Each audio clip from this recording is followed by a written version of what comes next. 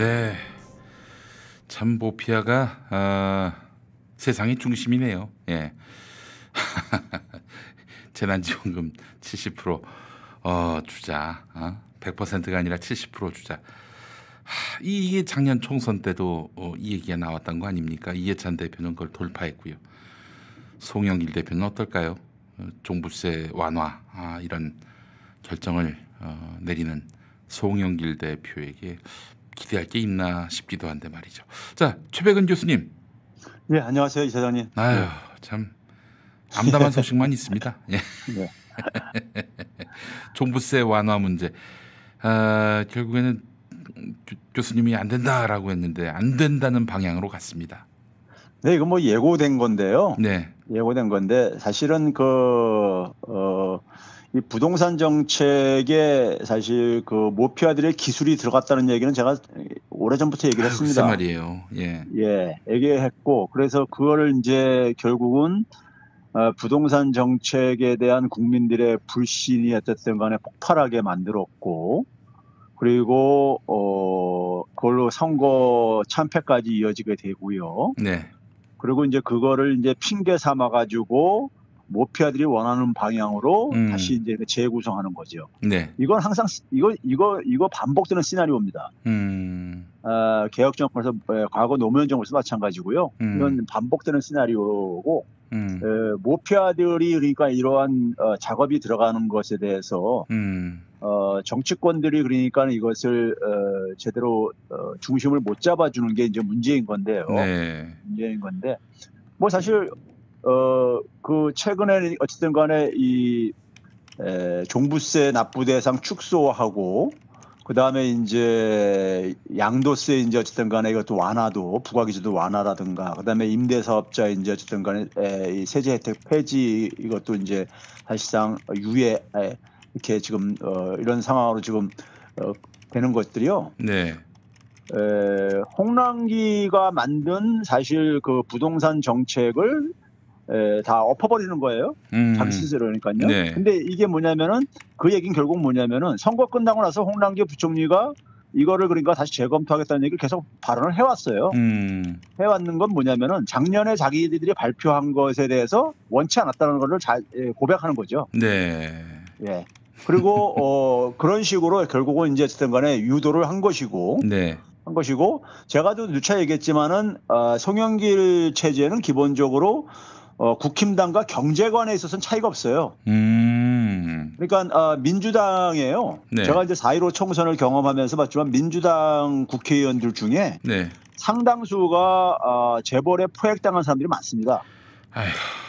그러니까 이제 그 대외적으로 이제 그러니까 공개될 때만 그러니까 뭐 경제 개혁 예치고 실질적으로 그러니까 우리가 어떤 하나의 그 이 법안 처리하는 거 과정을 보게 되면은 네. 상당히 그러니까는 재벌의 로비에 포획당한 정치인들이 많습니다. 네. 많아요. 그렇기 때문에 이런 구조 속에서 어떻게 보면은 그리고 경제관만 보게 되면요 국민들이 잘 이제 그러니까는 경제 쪽에 신경을 안 써서 그러시는데 민주당 국회의원들 중에 상당수가 국힘당과 별 차이가 없는 사람들이 많습니다. 경제관만 보게 되면요. 그런 점에서 그러니까는 이 부분은 청와대와 그다음에 이제 민주당 지도부가 그러니까 하여간 지금 어쨌든 간에 제가 볼 때는 문제의 어떤 진원지가 되고 있는 거죠. 네. 아이고 참.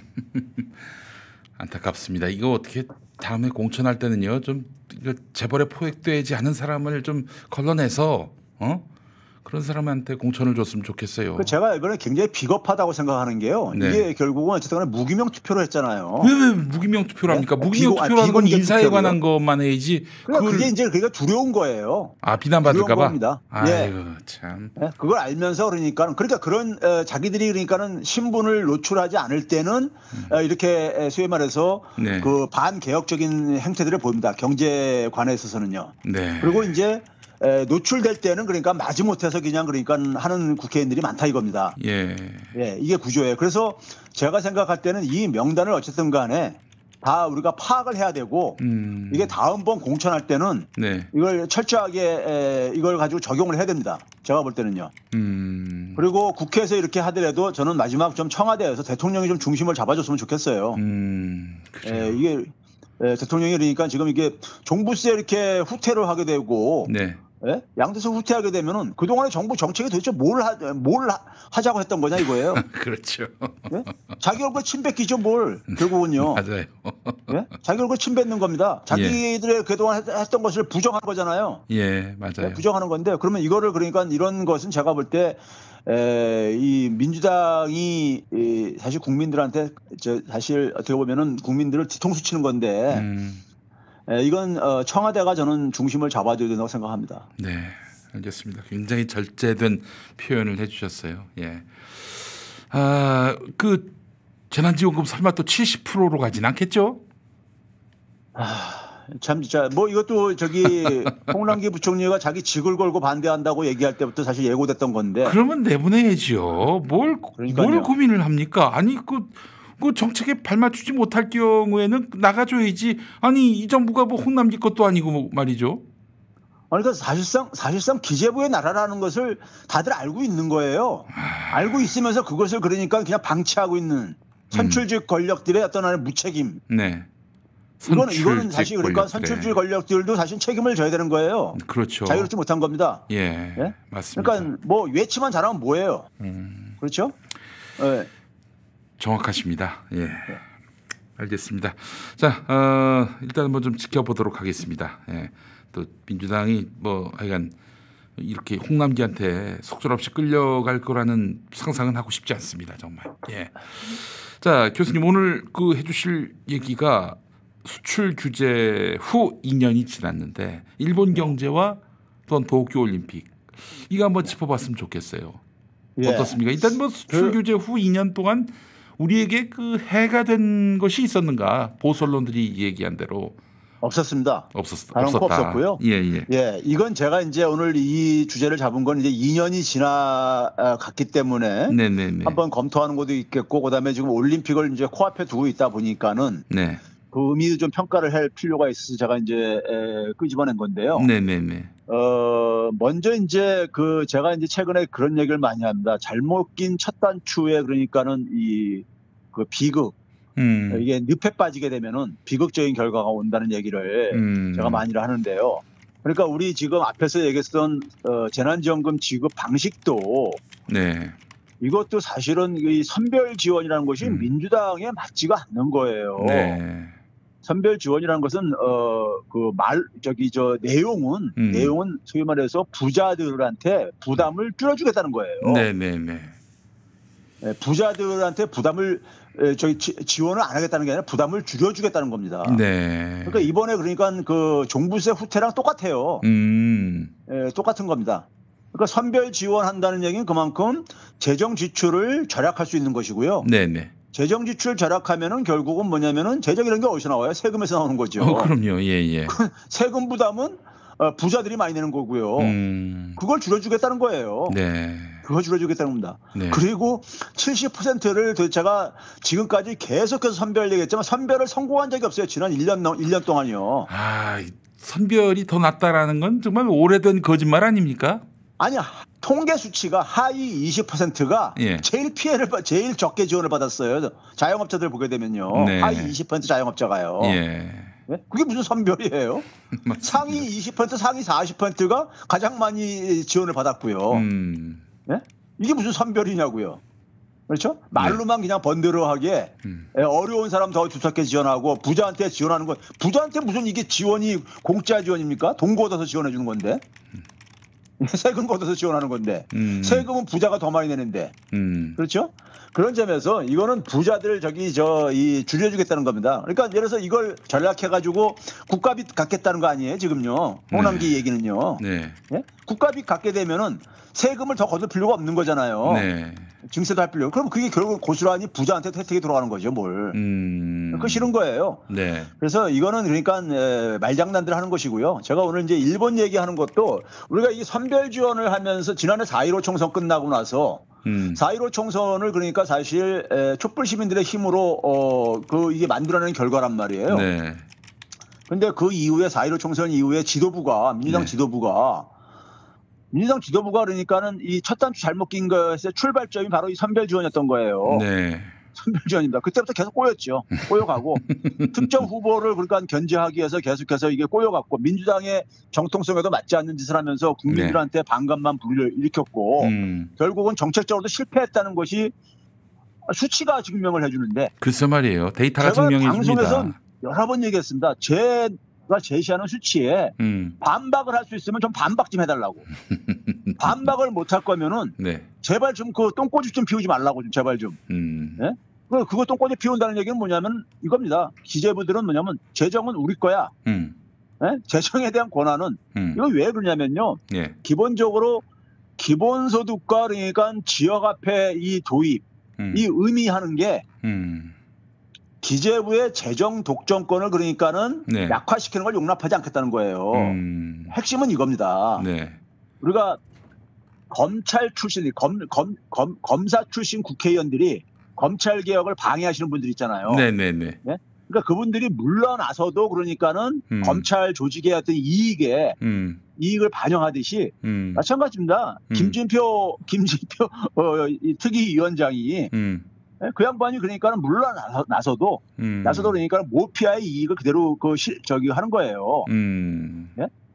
그게 그런 것들이 그러니까 이게 완전히 몸에 젖어 있는 분들이고, 네. 젖어 있는 분들 한번 봐보세요. 우리가 이 기획재정부 부총리 출신들, 장관 출신들이요, 대다수가 뭐냐면은 개혁정부에서 그러니까 민주정부에서 장관을 지냈어도 나중에 보게 되면 국힘당으로 가는 사람들 많습니다. 국힘당에서 영입하고 이렇게 하는 경우가. 실제로도 홍남기는 또 박근혜 때 또 청와대에 있었어요. 아, 그렇죠. 그리고 뭐 지금 뭐 아직 확인된 건 아니지만 김동연 부총리도 국힘당에서 환영하잖아요. 그렇죠. 예? 예? 그러니까 그게 왜 그러냐면요. 예. 왜 그러냐면은 그 경제관이 같기 때문에 그런 거예요. 그 호환이 돼요, 이 사람들은 서로. 예. 예. 그러니까 그럴 거면 민주당이 그러니까 뭐하러 정권 잡았냐고요.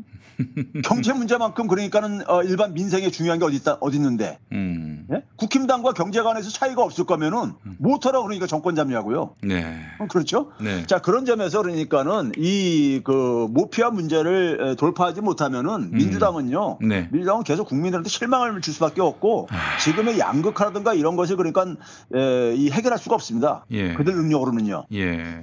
그래서 이게 그러니까 첫 단추 잘못 끼면서 이게 이제 이런 비극이 지난해 4.15 총선 이후에 민주당 지도부들이 지금 이낙연 체제, 그다음에 송영길 체제가 지금 이 상황을 만들어 놓은 거예요. 네, 만들어 놓은 겁니다. 이해찬 전 대표 때는 어쨌든 간에 중심을 잡아가지고. 그래서 모피아를 어쨌든 간에 딱 멱살 틀어 잡고선 그랬잖아요. 글쎄 말입니다. 네?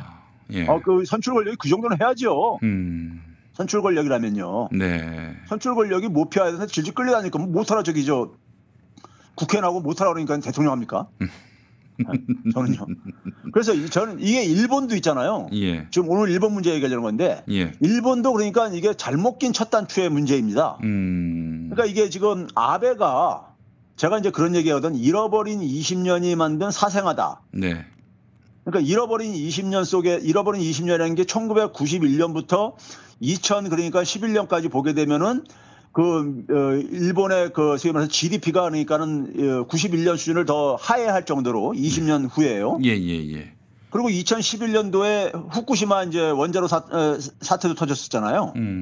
그래서 일본 사회가 굉장히 그러니까는 음울한 상황 속에서 소위 아베라는 그러니까는 극우주의자가 그러니까는 등장을 한 게 된 겁니다. 네. 재집권하게 된 거예요. 예. 근데 아베노믹스는요. 아베노믹스가 제가 흔히 말하는 잘못 낀 첫 단추라고 제가 얘기를 하는 겁니다. 아베노믹스는 이게 지속 불가능한 마약성 처방이에요. 마약성 처방. 왜냐면 단기 처방 이런 거죠? 예. 네. 이게 뭐냐면요. 돈을 대규모로 찍겠다 이거예요. 논리가 아주 단순합니다. 돈을 대규모로 찍겠다 이거예요. 일본 은행에서요. 그럼 엔화 가치 하락할 게 아닙니까? 네. 실제로 엔화 가치가 그 당시에 집권 전에 1달러당 80엔 정도 됐었어요. 근데 지금 최근에 110엔으로 올라갔어요. 네. 엔화 엄청나게 찍어댔으니까요. 예. 엔화 가치 떨어뜨리게 되면은 수출이 증가할 게 아니냐. 네? 수출이 증가하면 기업의 수익이 증가할 게 아니냐, 네. 돈 벌 게 아니냐. 예. 그러면 기업들이 투자하고 고용도 증가시킬 게 아니냐. 네. 그러면 고용 증가하게 되면 임금도 증가할 게 아니냐. 임금이 증가하면 소비도 증가하고 예. 소비를 많이 하면 세금도 많이 거칠 게 아니냐. 네. 그래서 국가 부채도 줄어들 게 아니냐. 그랬거든요. 네. 근데 이런 식으로 하면은 어느 나라나 중앙에서 돈 찍어가지고 다 경제 살릴 수 있어요. 이게 어디서부터 작동이 안 됐냐면요. 네. 자, 엔화 가치를 이렇게 떨어뜨리게 되면요. 네. 떨어뜨리게 되면은 기업은 그러니까는 돈은 법니다. 쉽게 얘기해서 그러니까 일본이 차를 수출하는데 4만 달러에 수출을 해요. 한 대당요. 네. 4만 달러인데 80엔에 수출하게 되면은 얼마가 들어오는 겁니까요? 482 30이 320만 엔이 들어오는 거예요. 네. 한 대 팔면요. 네. 근데 이게 백엔이 되게 되면은 네. 백엔이 되면 400만 엔에 팔리는 겁니다. 그러면 앉아서 그냥 그러니까 80만 엔이 더 수입이 증가하는 거예요. 네. 자, 그러니까 당연히 기업 입장에서 수익이 증가하죠. 수출 기업은요. 네. 그런데 수출 물량은 안 증가해요. 수출 물량은요. 수출 그러니까 일본의 상품이 그러니까는 일본의 엔화 가치 떨어져서 가서 물량이 증가하지 않았고 실제로 네? 안 증가해요. 그러니까 당연히 물량이 안 증가하니까 생산을 늘릴 필요가 없잖아요. 기업 네. 입장에서는요. 네. 그러니까 투자도 늘릴 필요 없는 거고 고용도 늘릴 필요 없는 거죠. 그렇죠? 예. 그래서 여기서부터 작동이 안 되어져요. 실제로 보게 되면 엔화 기준으로 수출이 증가했습니다. 네. 아베 집권 동안에요. 예. 달러 기준으로 수출은 정체 내지는 오히려 후퇴했어요. 그렇구나. 세계 시장 점유율도 하락했고. 예.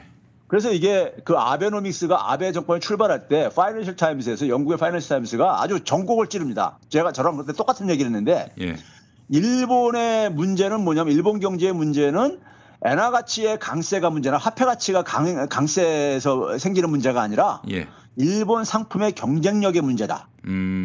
그러면서 거기서 예를 든 게 뭐냐면은 삼성전자의 그러니까 우리가 갤럭시 폰하고 소니의 그러니까 스마트폰하고 삼성전자의 갤럭시 폰이 더 많이 팔리는 이유는 삼성전자 갤럭시 폰이 싸서 많이 팔리는 게 아니라 소니의 스마트폰이 그러니까 매력이 없어서 안 팔리는 거다. 근데 그걸 가격을 내린다고 해가지고 애플 아이폰이나 갤럭시 폰은 더 많이 팔릴 거다? 이거는 착각이다 이거예요. 예? 그게 실제로 그게 나타난 거예요. 자, 그래서 이제 이게 일본은 사실 이 산업 경쟁력이 잃어버린 20년에서 보여줬듯이 산업 경쟁력이 계속 하락한 거예요. 그러니까 자신들의 그러니까는 상품의 경쟁력이 없는 거에서 네. 문제를 해결할 생각을 안 하고 예. 돈을 찍어가지고 그러니까 우리가 중병에 걸린 환자한테 그러니까 근본적인 치료를 하지 않고 진통제를 놔가지고 그렇죠. 이렇게 접근을 한 거예요. 거품이네요, 거품. 버블. 예. 예. 그 결과를 제가 오늘 좀 수치를 하나 좀 예를 처음 소개하는 걸 말씀드릴 텐데요. 네네네. 2013년도부터 돈을 대규모로 찍어댑니다. 아베가 집권한 게 2013년도부터니까요. 네. 돈을 대규모로 찍어대는데 예를 들어서 2013년도에 그 한 6조 엔을 찍어냈어요. 1년에요. 새 돈을요. 예, 예. 근데 그걸로 명목 GDP를 한 15조 분이 증가를 못 시켰어요. 그러니까 한 100엔 찍어내가지고 23엔 분이 그러니까는 GDP를 못 증가시킨 거예요. 그런데 이게 문제는 뭐냐면요. 이게 그 2018년에 가게 되면 31조엔을 찍어냈는데 소득은 뭐냐면은 마이너스 한 3조엔 정도. 어떻게 소득이 마이너스가 될 수 있어요? 그러니까요. 돈을 찍어가지고 국민들한테 그냥 다 나눠주게 되면은 n분의 1로 나눠주게 되면은 그나마 그 소득이 그만큼 증가할 게 아닙니까? 네네네. 근데 그렇게 안 하고 이 돈을 찍어대게 되면 돈이 되게 안 돌고 돈이 되게 누구한테 가냐? 소위 말해서 그러니까 있는 사람들한테만 가는 거예요. 네? 그러니까 주식시장으로 간다든가 이런 식으로 가는 거죠. 예. 그러니까 돈이 안 도는 거죠. 네? 안 돌면서 그러니까 소득은 그러니까 오히려 실물 경제는 오히려 그러니까 도움이 하나도 안 된 거예요. 네네네. 그럼 2018년도에 사실상 아베노믹스는 파산 상태였던 거예요. 네. 돈을 대규모로 찍었는데 소득이 오히려 후퇴. 그럼 이걸 가지고 간 거잖아요. 예. 그런 다음에 제가 여기서 주목할 게 뭐냐면 2018년 10월 30일 날에 우리나라 대법원 전원합의체에서 강제징용 피해자들에서 손해배상 청구권을 인정하는 판결이 나오잖아요. 네. 2008년 10월 30일입니다. 그렇죠? 그리고 나서 이제 그러니까 일본이 우리한테 이제 공격해 들어오죠. 네. 이거 다시 저거 해버려라, 무효화시켜라. 네. 말도 안 되는 저 얘기를 하고 앉아있죠. 네. 그러나 그게 안 되니까는 2019년 7월부터 이제 그러니까 경제 침략을 한 거 아니에요. 그렇죠? 침략을 한 겁니다. 네. 자, 그러니까 뭐냐면 자기들이 첫 단추 잘못 끼워가지고 아베노믹스가 사실상 그러니까 집권한 지 5년 만에 이게 사실상 파산 선언을 받게 된 거예요. 네. 돈을 31조 원을 찍어야 되는데 소득이 마이너스가 돼버리니까. 네. 그러면 이 상황에서 어떻게 됩니까? 정치적인 돌파를 할 수 있는 게 옆에 나라인 한국에 대해서 그러니까 한국에 대해서 이제 그러니까 이걸 쏟아내는 거죠.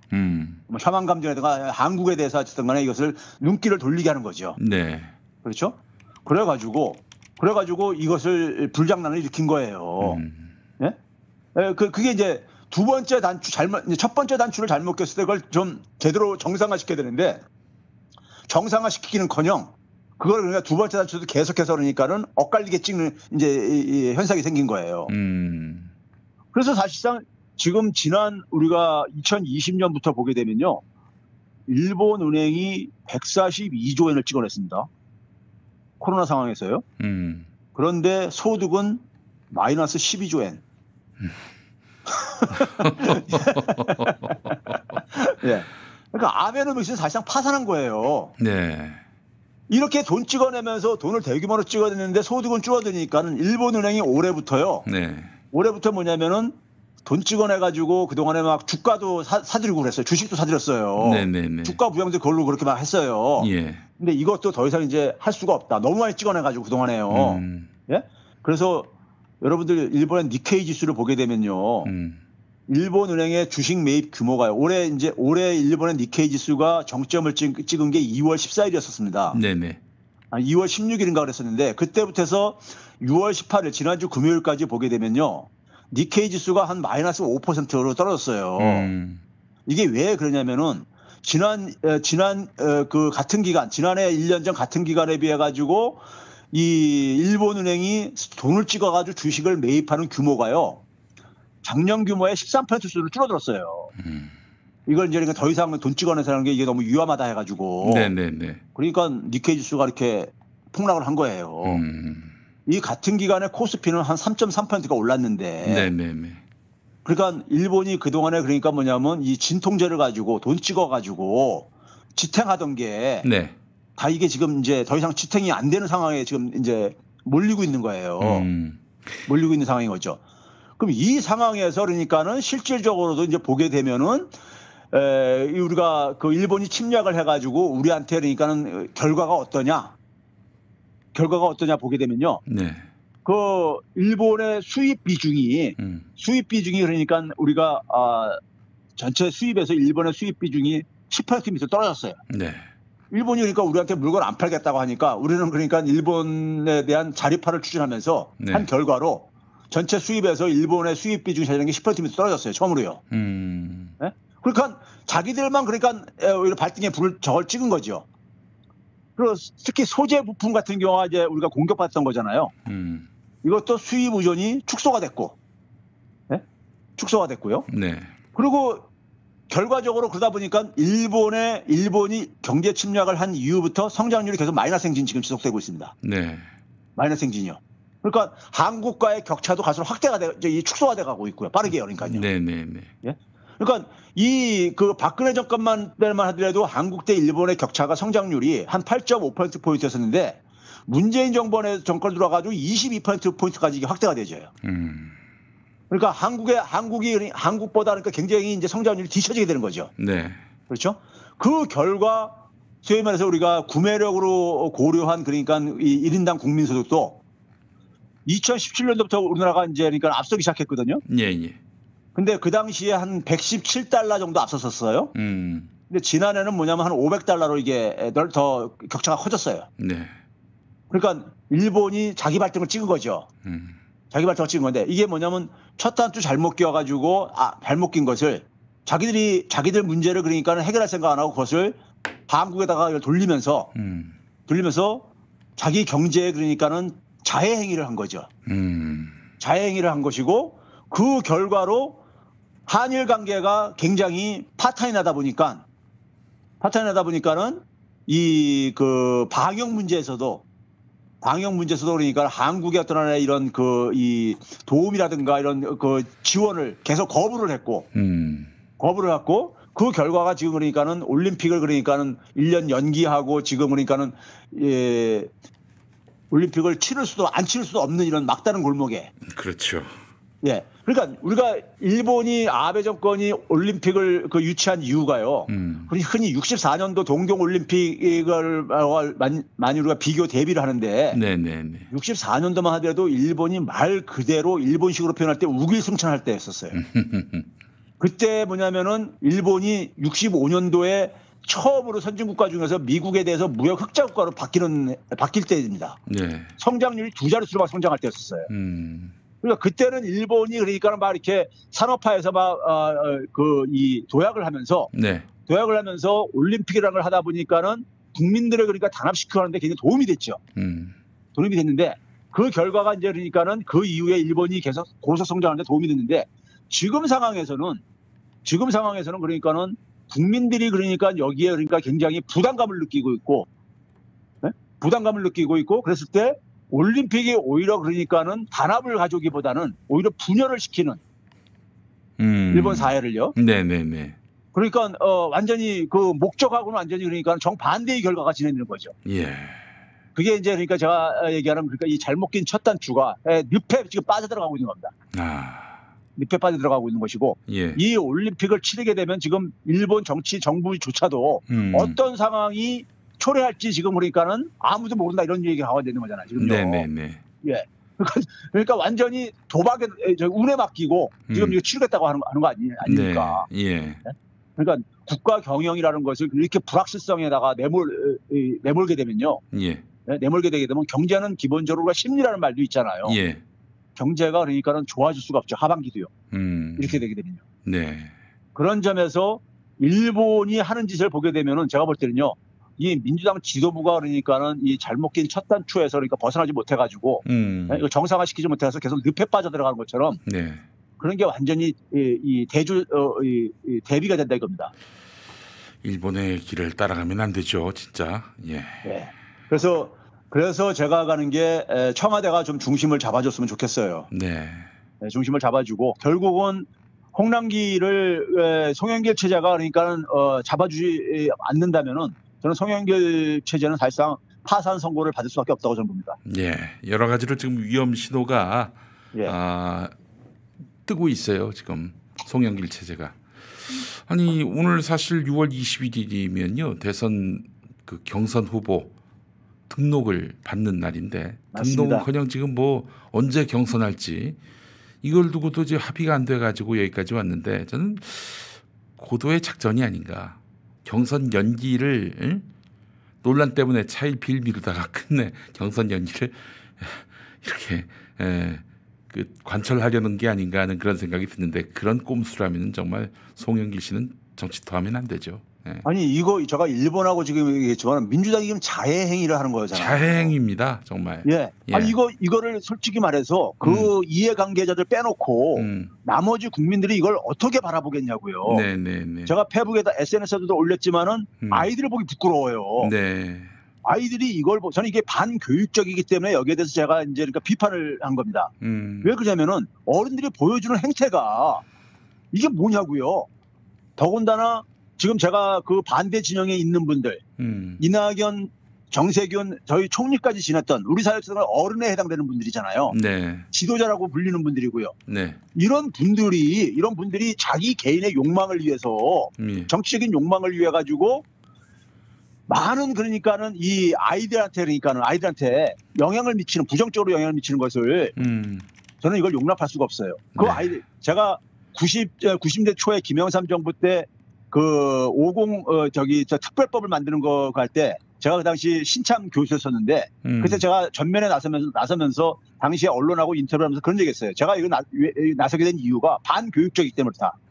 전두환의 행위는 수단 방법을 안 가리고 어쨌든 간에 정권만 그러니까 탈취하면은 성공한 쿠데타를 만들면은 아무 문제가 없다는 것을 우리 아이들한테 그렇게 보여주는 게 아니냐. 그냥 방치한다면은 그래서 이건 기본적으로 반교육적이기 때문에 나는 선생으로서 이걸 용납할 수가 없다 해서 내가 나섰다고 제가 얘기를 했었거든요. 그 당시에요. 네. 지금도 이거 마찬가지입니다. 민주당이 지금 하는 것이 이게 지금 그러니까 개인 몇몇 사람들의 그 개인적인 정치적인 욕망을 위해 가지고 민주당을 완전히 그러니까 국민들한테 버림받는 이 자해행위를 하는 거잖아요. 더군다나 이번에 20대한테 이렇게 20, 30대한테 그렇게 실망을 줘가지고 그렇게 참패했으면서 지금 젊은 사람들한테 볼 때 민주당의 지금 이 모습이 어떻게 비춰질지 그런 걸 전혀 신경 안 쓴다는 얘기 아닙니까? 이 사람들이요. 맞아요. 예. 그 얘기는 결국 뭐냐면은 소위 말해서 당의 이익보다도 당보다도 자기들 개인들 제가 그래서 선당 후사라는 말은 개나 줘버리라. 네? 예. 무슨 이게 선당 말로만 맨날 선당 후사하고 앉아 있는데 실상은 선당 후사도 아니에요. 그게. 선사 후당이 지금 당을 그러니까 완전히 저걸로 지금 자기들 개인의 정치적인 욕망을 위해 가지고 네? 이런 사람들이 정치를 하면 안 됩니다. 정치라는 것은요. 예. 네? 그런 점에서 지금 민주당은 지금 제가 가는 게 지금 뭐냐면 첫 단추 잘못 그냥 계속 늪에 빠져들어가고 앉아 있는 거예요. 늪에 빠져들어가고 앉아 있는 것이고 그럼 국민들이 결국은 뭐냐면 빠져들어가지 않도록 지금 지지자들이 이렇게 손을 잡아주고 있는 건데 그나마 이거 납버립니다. 네. 납버려요. 네? 정남이 떨어져가지고 납버린다고요. 네. 그렇죠? 그 꼴을 보기 전에 좀 중심을 좀 잡아주는 게 지도부의 할 일인데 네. 그렇죠? 민주당 국회의원들이 요새 보이지가 않아요. 저는 꼭 좀비 정당이 된 것 같아요. 민주당이요. 네? 국회의원들이 보이지가 않아요. 정치인들이라는 게. 관료 조직, 임기 말에 그러니까는 소위 말해서 그냥 이 복지부동하고 있는 관료들처럼 보이지가 않아요. 어떻게 이딴 인간들이 국회에 갔는지 참 답답합니다. 예. 자, 오늘도 함께해 주신 우리 최백은 교수님 말씀 잘 들었습니다. 네, 감사합니다. 네.